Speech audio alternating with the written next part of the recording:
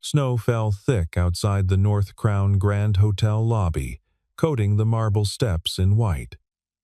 Inside, cold air rushed in each time the revolving door opened. A man in a janitor's uniform stood silent, mop in hand, shoes wet from melted snow. When the CEO's cold voice cut through the air, "Janitors don't speak here," the entire lobby fell silent. No one expected what came next. The man bowed his head and answered in perfect Japanese. Outside, snow continued to fall. Inside, everything had frozen. The morning shift started at 4:30. Ethan Cole had been awake since 3. He moved through the North Crown Grand Hotel lobby with practiced efficiency, his mop leaving clean arcs across the marble floor. The chandelier above threw fractured light across wet stone. Outside, snow fell in thick curtains, muffling the city beyond the glass walls. Ethan was 42. His back hurt. His hands were cracked from chemicals. He'd been doing this for 3 years. The hotel was the kind of place where people paid more for one night than Ethan earned in a week. Leather couches, gold fixtures, staff who wore black suits and moved like shadows, guests who looked through him as if he were furniture. He preferred it that way. Just stay invisible, he told himself, pushing the mop bucket toward the elevator bank. Just keep Lily fed, his daughter. 12 years old, smart enough to notice when he came home exhausted, smart enough not to mention it. The lobby began filling with early risers, business travelers checking out, a few insomniacs from the bar upstairs. Ethan worked around them, shoulders hunched, eyes down, the posture of someone who'd learned not to be seen. His shift supervisor, Derek, appeared near the concierge desk. Young, ambitious, the kind who wore his name tag like a medal. "Cole. Third-floor hallway needs attention." Guest complained about a stain. Ethan nodded. Didn't speak. Derek didn't expect him to. The morning stretched on. Ethan's knees ached. The wet mop grew heavier. Outside, the snow kept falling, and commuters hunched against the wind, their breath visible in the gray air. At 7:15, Ethan was back in the lobby, wiping down the check-in counter while the morning staff arrived. Receptionists in crisp uniforms, the breakfast manager, the concierge who spoke 4 languages and treated Ethan like wallpaper. He'd learned their rhythms. When to move, where to stand, how to be useful without being noticed. It hadn't always been this way. Once, Ethan had stood in front of university classrooms, teaching linguistics. Once, he'd lived in Kyoto for 2 years, researching regional dialects. Once, he'd been married to a woman who laughed at his terrible attempts to master the tea ceremony. Sarah had died when Lily was 9. Cancer, fast and merciless. Ethan had tried to keep teaching, tried to manage academic deadlines and single parenthood and the crushing weight of grief. But university schedules didn't bend for grieving fathers. Research grants didn't wait for personal tragedy. So, he'd walked away. Found work that let him be home when Lily needed him. Work that asked nothing of his mind and everything of his body. "Just stay invisible," he whispered again, watching his reflection waver in the polished marble. The hotel didn't care about his past. It paid him enough to keep the lights on and food in the refrigerator. That was enough. It had to be. Ethan pushed his cart toward the storage room, his shoes squeaking softly on the wet floor. Through the lobby windows, the snow fell heavier now, transforming the city into something clean and temporary. He wondered if Lily had remembered her lunch money, if she'd dressed warm enough, if she still hated the way other kids looked at her when she mentioned her mother. The storage room smelled like bleach and old mops. Ethan restocked his cart methodically, his hands moving on autopilot. Around him, the hotel hummed with expensive efficiency. He checked his watch. 7:45. Another 9 hours until his shift ended. Another 9 hours of being invisible. Outside, the snow kept falling. She arrived just after 8. Ethan was polishing the brass handrail near the main entrance when he noticed her. A woman in a dark wool coat, snow clinging to her shoulders. She moved with careful precision, her posture formal, controlled. At the reception desk, she spoke quietly. Ethan couldn't hear the words, but he recognized the rhythm. Japanese. The receptionist, Brittany, young and usually confident, smiled blankly. "I'm sorry, ma'am. Could you repeat that?" The woman tried again, slower this time. Her English carried a heavy accent. "Reservation." "Takahashi Aiko." Brittany's smile tightened. She typed rapidly, staring at her screen with increasing frustration. "I'm not seeing. Could you spell that?" "Taka." No, the first name."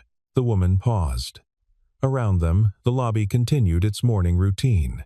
Guests checking out, luggage carts rolling past, the soft ping of elevator bells. Ethan should have moved on, should have returned to his work. But something in the woman's posture held him not fear, but a kind of patient resignation.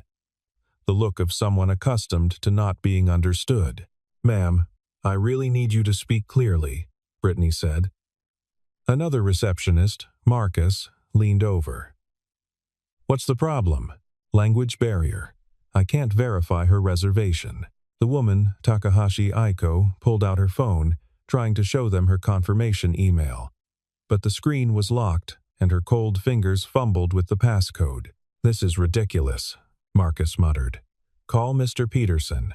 He's with the Korean delegation. Then get someone who can. What seems to be the issue here?" The voice cut through the lobby like a blade. Everyone turned. Margaret Hale descended the grand staircase with the measured confidence of someone who owned not just the hotel, but the ground beneath it. CEO of the North Crown Hospitality Group, 58 years old, sharp suit, sharper eyes. Ethan had seen her before, rarely, and always from a distance. She didn't visit the property often, preferring to manage her empire from the corporate office downtown. But when she did appear, staff straightened their spines and double-checked their uniforms. "Miss Hale," Brittany stammered, "we're just having a small communication. I can hear the communication from the mezzanine." Margaret approached the desk, her heels clicking against marble. She glanced at Aiko, then at the confused receptionists. "This is America. We conduct business in English." Aiko bowed slightly, a gesture of respect that seemed to irritate Margaret further. "Ma'am, I need you to speak clearly or I'll have to ask you to step aside." Ethan's hands tightened on his mop handle. He should move, should disappear into the background where he belonged. But something about the moment felt wrong. The casual cruelty in Margaret's voice. The way Aiko stood perfectly still, dignified even in her confusion. "This is unacceptable," Margaret continued, addressing her staff now. "We have standards. If guests cannot communicate their needs properly, they should consider whether this establishment suits them." "I have reservation," Aiko said carefully. "Confirmation number. I don't have time for this." Margaret gestured sharply. "Call security. If she cannot verify her identity and reservation through proper channels, she needs to leave." The lobby had gone quiet. Other guests pretended not to watch, but Ethan saw them glancing over, their faces a mix of discomfort and curiosity. Aiko's expression didn't change. She simply waited, her hands folded in front of her, as if this were an inconvenience she'd experienced many times before. Security approached. Two men in dark blazers, their radios crackling softly. "Ma'am," one of them said to Aiko, his voice gentler than Margaret's, but no less final. "We need you to step outside while we sort this out." Ethan looked at the mop in his hands, at the wet floor, at the invisible boundary he'd drawn around himself 3 years ago. Then he looked at Aiko's face, at the quiet dignity there, at the way she refused to show fear even as she was being escorted out of a lobby she'd paid to enter. The mop handle slipped from his fingers. It hit the marble floor with a sharp, metallic clang that echoed through the silence. Everyone turned. Ethan stepped forward. Margaret Hale had built an empire through control. She controlled her schedule down to 15-minute increments. She controlled her appearance, every hair in place, every accessory chosen for maximum impact. She controlled her emotions with the precision of a surgeon, and she controlled her properties. The North Crown Grand Hotel was her flagship. 5 stars, 200 rooms, a Michelin-starred restaurant, awards lining the walls of her downtown office. So, when she descended those marble stairs that morning and found chaos in her lobby, her first instinct was containment. "What," she said slowly, "is happening here?" The receptionist scrambled to explain. The Japanese woman with the unverifiable reservation. The language barrier. The growing delay. Margaret listened for exactly 30 seconds before cutting them off. "This is America," she said, her voice carrying across the lobby. "We conduct business in English. If she cannot communicate, she cannot stay." It wasn't cruel, it was simply fact. Margaret had built her reputation on efficiency, on standards, on refusing to bend the rules for anyone. She turned to the woman, Takahashi something, and felt nothing but mild irritation. Another complication in an already complicated morning. She had a conference call with investors in 20 minutes. A site inspection in Vancouver tomorrow. No time for this. "Ma'am, I need you to speak clearly, or I'll have to ask you to step aside." The woman bowed. Actually bowed, like something out of a period drama. Margaret's jaw tightened. "This is unacceptable. Call security." She was already turning away, already dismissing the situation as resolved, when she heard it. A clang. Metal on marble. She turned back. A man in a janitor's uniform stood in the center of the lobby. He'd dropped his mop. Now he stood there, hands at his sides, shoulders straight for the first time Margaret had ever noticed. "What do you think you're—" The man walked forward. Not rushed, not hesitant, just forward. He stopped 3 feet from the reception desk. From Aiko. From the security guards. Then he bowed. Deep. Formal. The kind of bow that spoke of training, not mimicry, and he began to speak. The language flowed from him like water, each syllable precise and careful. Japanese. Not the rough approximation of a tourist, but something else. Something practiced. Fluent. The lobby went absolutely still. Aiko's eyes widened. She responded, rapid and relieved, her hands moving slightly as she spoke. The janitor, what was his name? Cole. Something like that, listened carefully, then turned to the reception desk. "Her reservation is under Takahashi Aiko," he said in English, his voice quiet but clear. "Confirmation number JK7392. She's here for 3 nights. There's been a system error. Her booking was flagged as pending when it should show confirmed. She's already paid in full through the corporate account of Takahashi Industries." Brittany stared at her computer screen, typing frantically. Yes. Yes. Here it is. Under corporate bookings. "I'm sorry. I didn't. Takahashi Industries?" Marcus whispered. Margaret felt something cold settle in her stomach. Takahashi Industries. The electronics conglomerate. Current revenue. $47 billion annually. She looked at the woman again. At her expensive coat, her quiet confidence. The way she hadn't shown fear because she hadn't needed to. "I'm sure this was simply a misunderstanding," Margaret said, her voice smooth now. Professional.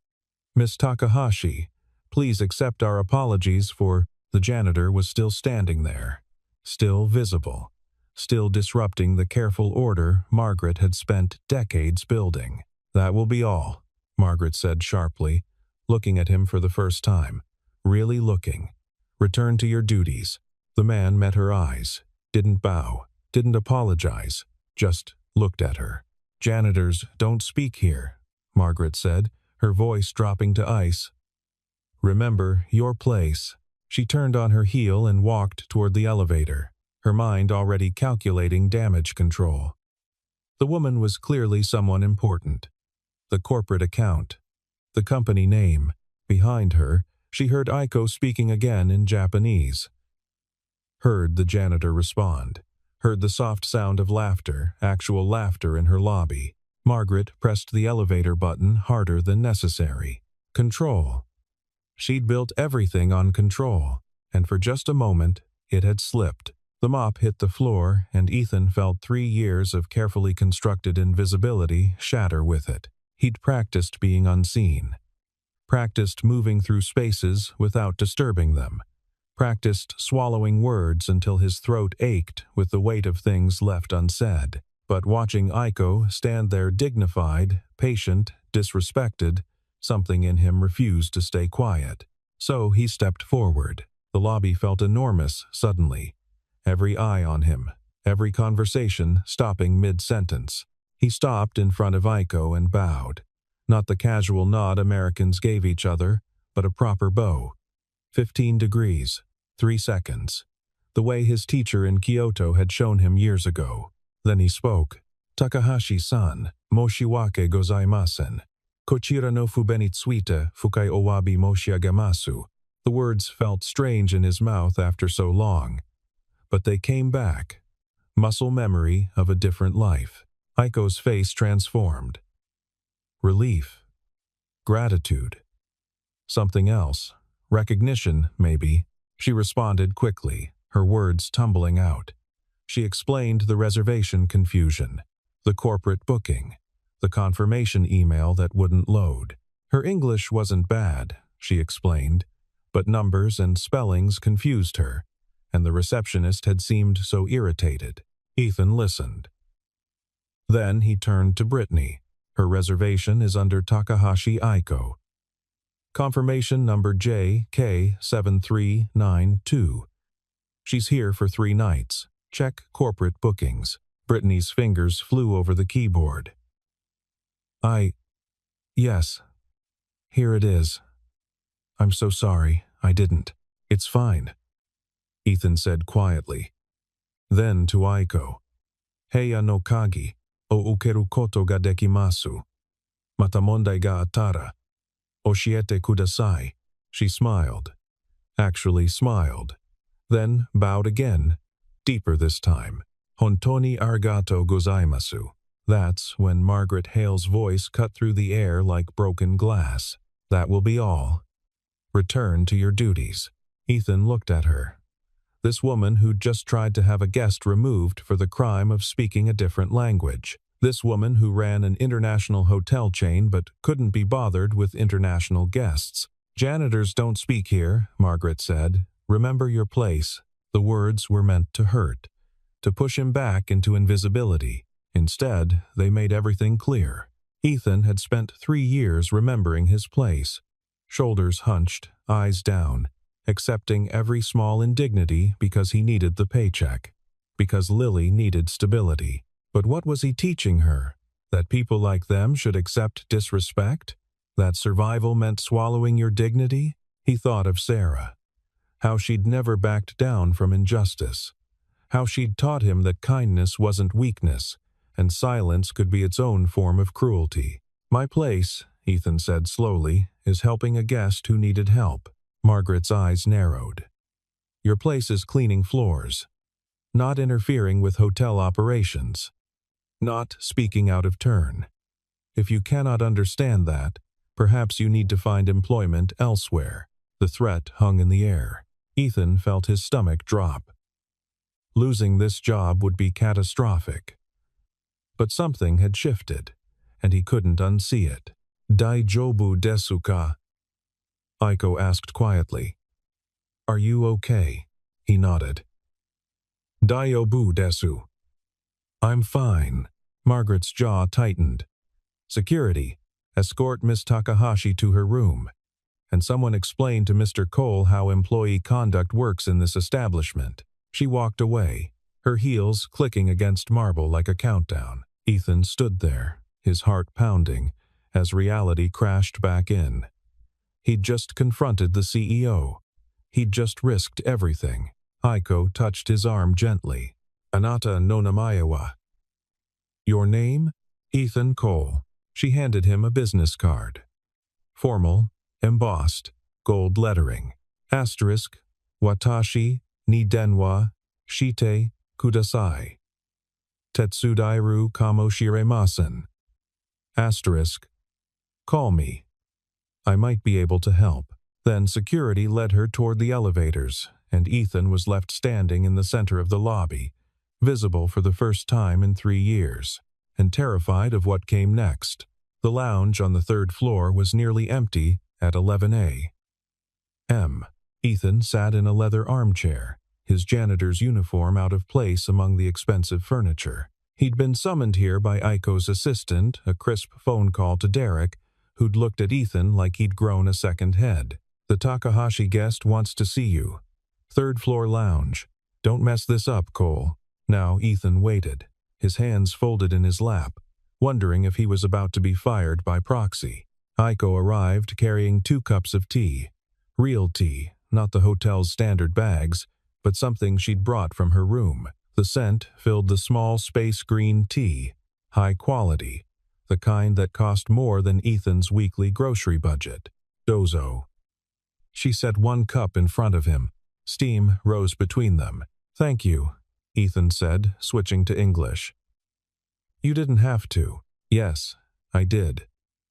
Aiko sat across from him, her posture formal but her eyes warm. You helped me when no one else would. That deserves acknowledgement. They sat in silence for a moment. Outside, snow continued falling, softer now. Your Japanese is excellent, Aiko said finally. Kyoto dialect, if I'm not mistaken. Ethan nodded. I lived there for 2 years, studied linguistics at university, spent time in Gion researching traditional speech patterns. Linguistics. Aiko sipped her tea. And now you clean floors. It wasn't a judgment, just an observation. Life changes, Ethan said simply. Yes, it does. Aiko set down her cup. The words hit Ethan like a physical blow. Sarah Cole. We met at a conference in Tokyo 7 years ago. International Education Summit. She gave a presentation on cross-cultural learning environments. Aiko pulled something from her pocket, a photo, slightly worn. She gave me this, said it was her good luck charm. Ethan stared at the small photograph. Sarah, smiling, holding a paper crane. He remembered that day. The conference.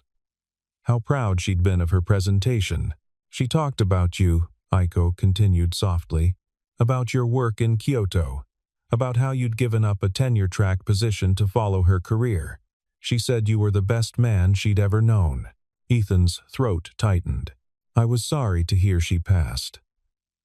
I wanted to attend the funeral, but I was in Singapore. By the time I learned, Aiko trailed off. I should have reached out. You couldn't have known. Still. Aiko touched the photo gently before handing it back to Ethan. She would be proud of what you did this morning. Standing up? Speaking out? Ethan laughed bitterly. I probably just got myself fired. Perhaps. Or perhaps not. Aiko's expression shifted. Became more businesslike. Takahashi Industries is expanding our North American operations. We're opening a cultural liaison office in the city. We need someone who understands both languages, both cultures. Someone who knows how to bridge gaps. Ethan stared at her. It would mean office work, regular hours, a salary with benefits, medical, dental, retirement. Aiko listed them matter-of-factly. You'd be home for dinner, available for school events, whatever a 12-year-old needs from her father. How did you mentioned your daughter when we spoke in the lobby, the way you said it. Aiko smiled. I have 3 children. I know that tone. Ethan looked at the tea, at the photo, at this woman who'd appeared out of the snow like something from a story. I can't just leave. I need this job until you have another one. I understand. Aiko pulled out another card. This one with different information. My assistant's number. Call her tomorrow. We'll arrange an interview. Formal, proper, so you can make an informed decision. Why are you doing this? Because Sarah told me once that we're all responsible for each other. That small kindnesses create ripples. Aiko stood, smoothing her skirt. You showed me kindness this morning, Ethan Cole. Let me return it. She bowed, formal and respectful, then walked toward the elevator. Ethan sat alone in the lounge, holding the photo and the business card, the tea cooling in front of him. Outside, the snow had stopped. Ethan didn't own a smartphone. He had an old flip phone that made calls and sent texts. It was cheaper. It was enough. Lily had a smartphone. She needed it for school, for staying connected, but Ethan had never felt the need, so he didn't see the video until he got home that night. The apartment was small, 2 bedrooms, kitchen that doubled as dining room, but it was warm, and it was theirs, and Ethan had learned to be grateful for that. Dad, Lily called from her room. Dad, you need to see this. She appeared in the kitchen doorway, her phone extended. Her eyes were wide. What's wrong? Nothing's wrong. Just... Look. Ethan took the phone, squinting at the screen. The video was filmed from an angle, probably by another guest.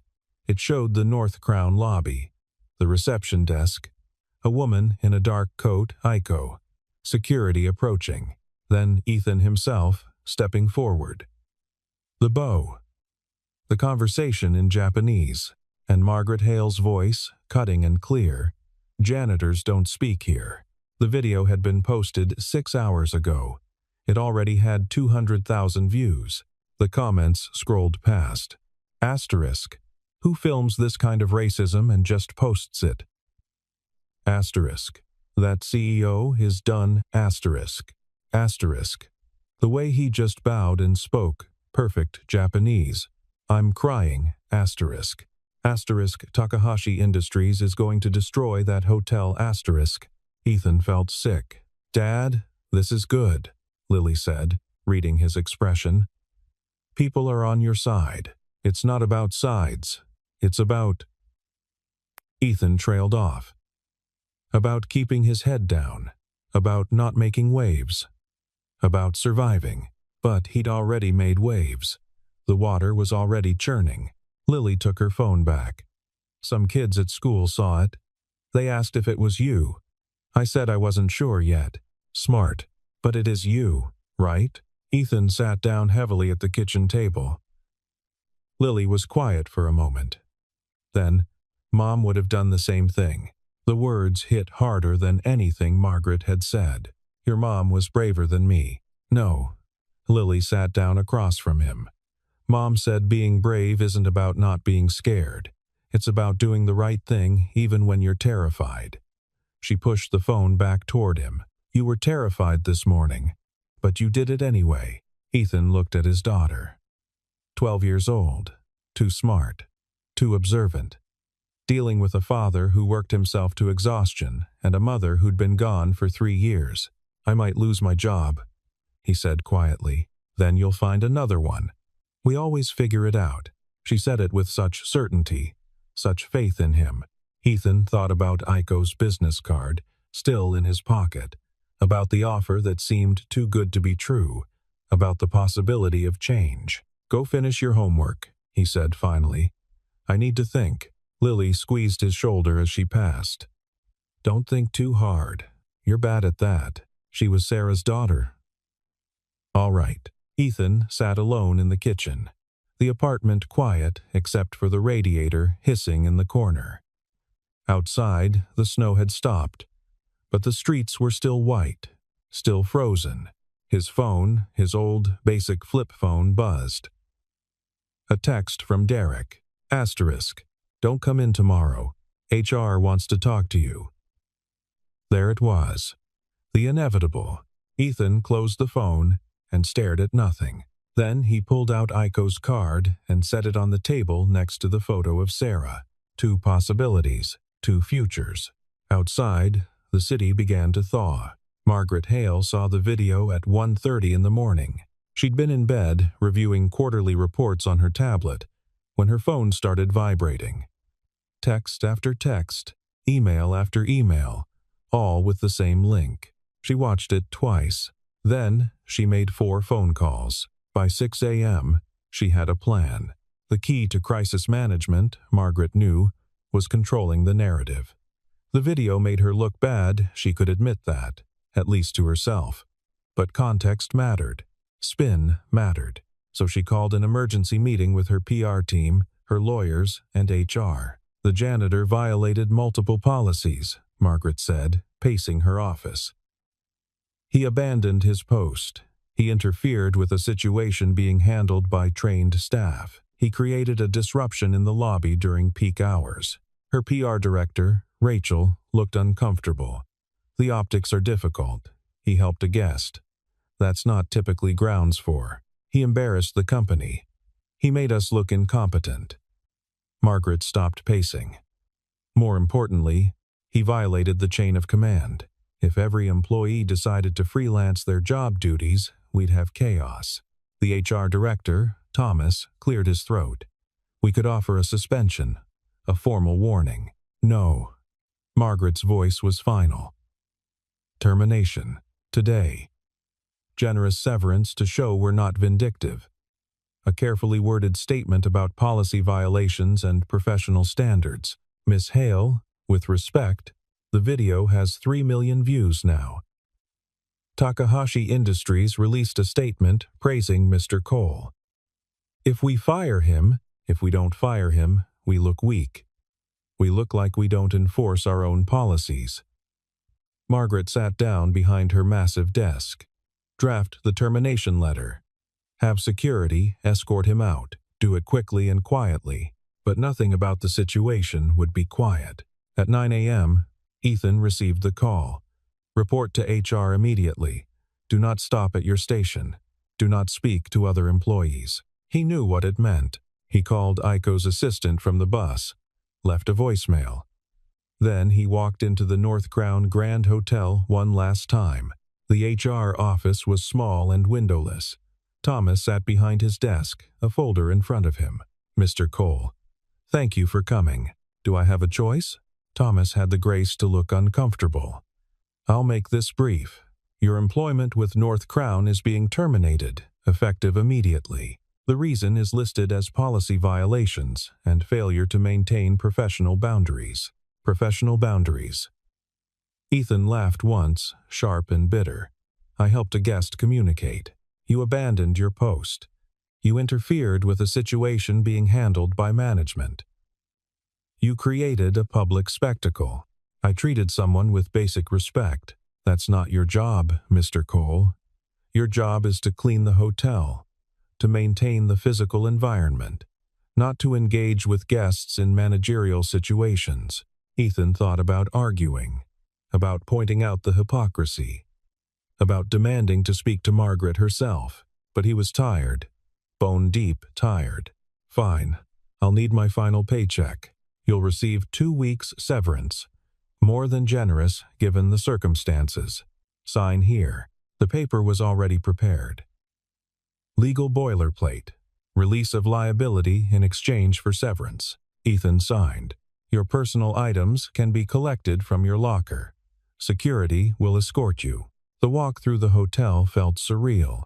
Past the lobby where he'd spent 3 years invisible. Past the staff break room where he'd eaten lunch alone. Past co-workers who looked away, unwilling to make eye contact. His locker held almost nothing. A spare shirt, a photo of Lily, his winter coat. Security walked him to the service exit. Not the grand front doors, never those. The side door where staff arrived and left, unseen. Outside, the sun was too bright on the snow. Ethan stood on the sidewalk, his coat pulled tight, his breath visible in the cold air. He pulled out his phone and called the number on Aiko's card. The North Crown board meeting was scheduled for 2 p.m. Margaret arrived early, her presentation memorized, her arguments prepared. The video was a PR problem, yes, but she'd handled worse. The key was projecting confidence, control. The boardroom was on the 15th floor. Windows overlooking the city. Leather chairs. a table that cost more than most people earned in a year. 7 board members. 5 men, 2 women. Combined net worth, somewhere in the billions. And Aiko Takahashi, sitting at the far end of the table. Margaret stopped in the doorway. "Miss Takahashi, I wasn't aware you'd be joining us. Takahashi Industries owns 12% of North Crown stock." Aiko's voice was pleasant. "Neutral. I thought it prudent to attend, given recent events." Margaret recovered quickly, sat down, pulled up her presentation on the screen. "Let's address the situation directly. Yes, there was an unfortunate incident in one of our properties. A janitor overstepped his role. We've handled it appropriately. He's been terminated with generous severance. We've issued a statement about maintaining professional standards." One of the board members, Harrison, old money, conservative, frowned. "The video has 7 million views. People are calling for boycotts. People are always calling for boycotts. The news cycle moves fast. This will be forgotten in a week. Will it?" Aiko's voice cut through smoothly. "Because I've been speaking with our legal team and our PR consultants and several other partners we work with. The consensus is that North Crown has a significant problem." Margaret's jaw tightened.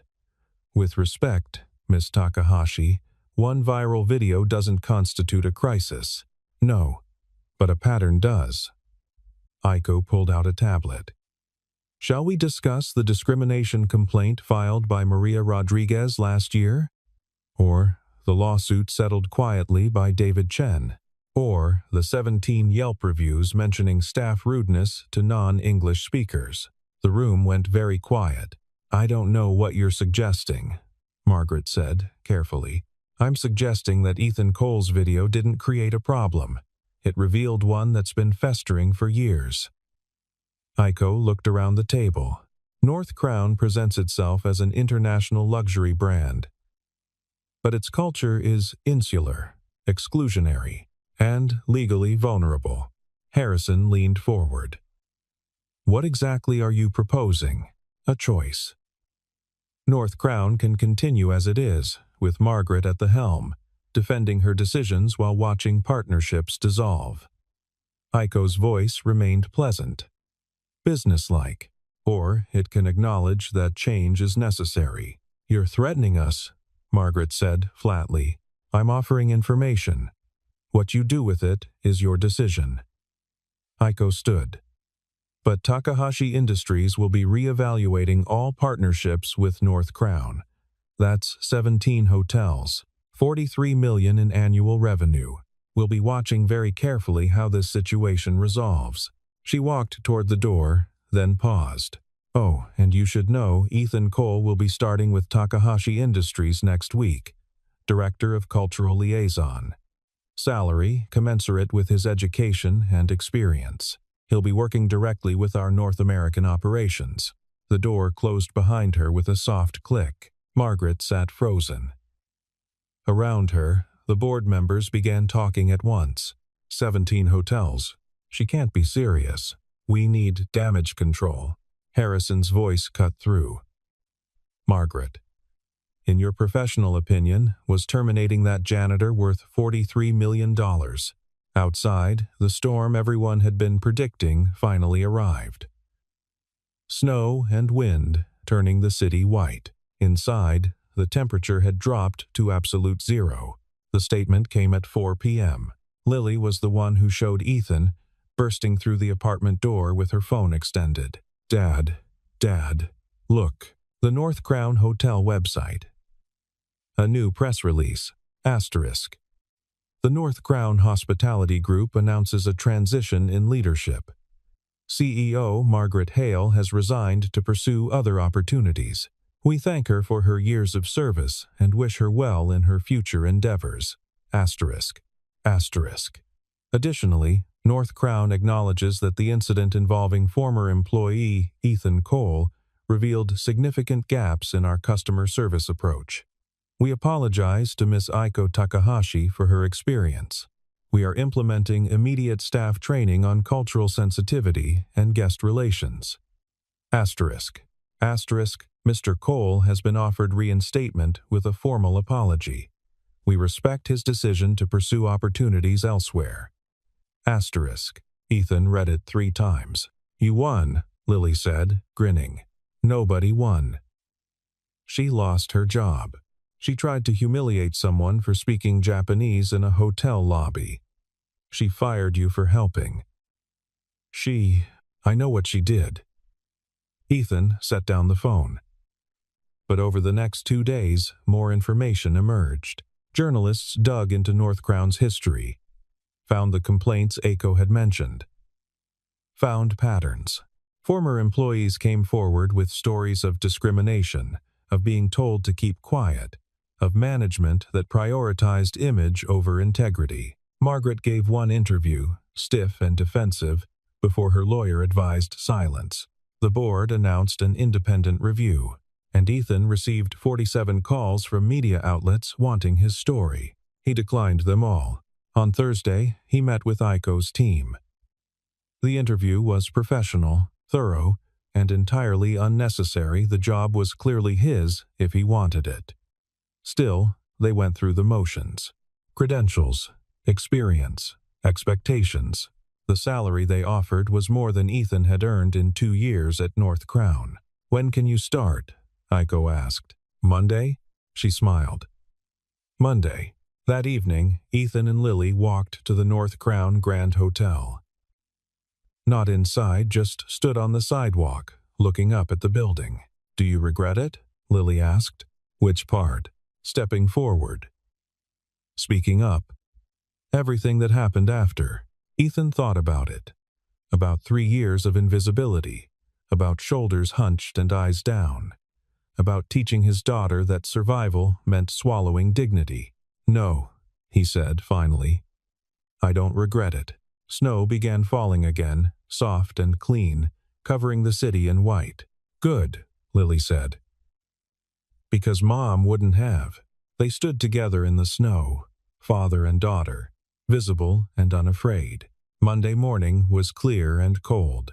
Ethan stood in front of the Takahashi Industries building, his suit still stiff from the department store, his briefcase borrowed from a neighbor. He looked like someone playing dress-up, but when he walked through the doors, the receptionist smiled. Mr. Cole, Miss Takahashi is expecting you. 15th floor. The elevator rose smoothly. The building was all glass and steel, modern and efficient. Through the windows, the city spread out below, snow still clinging to rooftops. Aiko met him at the elevator. Ready? Honestly, terrified. She laughed. Good. Terror keeps you sharp. She led him down a hallway lined with offices. Your department is small right now. You, 2 assistants, and an intern. Your job is to build it into something larger. Help our partners understand Japanese business culture. Help our Japanese executives understand American expectations. Bridge the gap. They stopped at a corner office. Windows on 2 sides. A desk. Bookshelves waiting to be filled. It's not a janitor's closet, Aiko said. Ethan stepped inside. The view took his breath away. Thank you, he said quietly. For this. For believing. I didn't give you this job out of kindness, Ethan. I gave it to you because you're qualified. Because Sarah told me 7 years ago that you were brilliant. Because what you did in that lobby showed judgment and courage. Aiko handed him a folder. This is your department budget. This is your hiring authority. This is your phone number and email. Welcome to Takahashi Industries. She left him there, alone in his new office, and Ethan sat down at his desk. He pulled out the photo of Sarah, set it on the corner of the desk where he could see it. We made it, he whispered. The first week was overwhelming. Learning systems, meeting teams, discovering that his linguistics background actually mattered again, that his years in Kyoto had value beyond nostalgia. He hired his first assistant on Wednesday, a recent college graduate who spoke Mandarin and Korean. Brilliant and eager. His second assistant started the following Monday. Older. Experienced. She'd worked for the State Department before retiring. Together, they began building something. At home, Lily noticed the change. Not just the regular hours or the better paycheck. The way her father stood straighter, smiled more, came home energized instead of exhausted. "You're different," she said one evening over dinner. "Different how? You look like you again." Like the dad in old photos with Mom. Ethan felt his throat tighten. "Is that okay?" "It's perfect." 3 weeks after starting at Takahashi Industries, Ethan received an email from Thomas at North Crown HR. "Mr. Cole, asterisk, I wanted to reach out personally. What happened was wrong. I should have pushed back harder. I should have said something. I didn't, and I regret it. Asterisk, asterisk." For what it's worth, Margaret's dismissal led to a complete culture review. "We're implementing changes, real ones. It won't fix the past, but maybe it'll prevent future incidents. Asterisk, asterisk, I hope your new position is everything you deserve. Asterisk, Thomas." Ethan read it twice, then filed it away. Some wounds needed acknowledgement, not forgiveness. On a Saturday in late February, Ethan and Lily returned to the North Crown Grand Hotel, not to make a point, not to gloat, just because they were meeting Aiko for lunch and she was staying there during her visit. The lobby looked the same. Marble floors, leather couches, chandelier throwing fractured light, but the staff was different. New training programs, new policies, new leadership that actually seemed to care. A young woman at the reception desk smiled as they entered. "Can I help you?" "We're meeting Miss Takahashi," Ethan said. "Of course. She's in the lounge. I'll let her know you're here." As they waited, Ethan looked around the lobby, saw the spot where he'd stood, invisible, for 3 years. Saw where he'd dropped his mop, where everything had changed. "Dad?" Lily touched his arm. "Yeah," he smiled, just remembering. Aiko appeared, elegant as always, and they went to lunch. They talked about work, about Lily's school, about Aiko's children in Tokyo, about the partnerships Takahashi Industries was building. And as they talked, snow began falling outside, soft and steady, covering the city in clean white. "Do you miss it?" Aiko asked suddenly. The quiet, the invisibility. Ethan thought about it. About 3 years of being unseen. About the safety of silence. "No," he said finally. "I don't. Turns out being visible is better. Even when it's scary." Lily grinned. "Especially when it's scary." They finished lunch and walked outside together. The snow was heavier now, transforming the city into something pristine and new. Ethan and Lily stood on the sidewalk, watching the snow fall. "Not all silence is weakness," Ethan said quietly. "Some people are just waiting to be heard, and when someone finally listens." He trailed off, watching the snow. "Everything changes." Lily slipped her hand into his. "Yeah," she said. "It does." They walked home through the snow, father and daughter, no longer invisible. Behind them, the city continued its transformation. Slow, steady.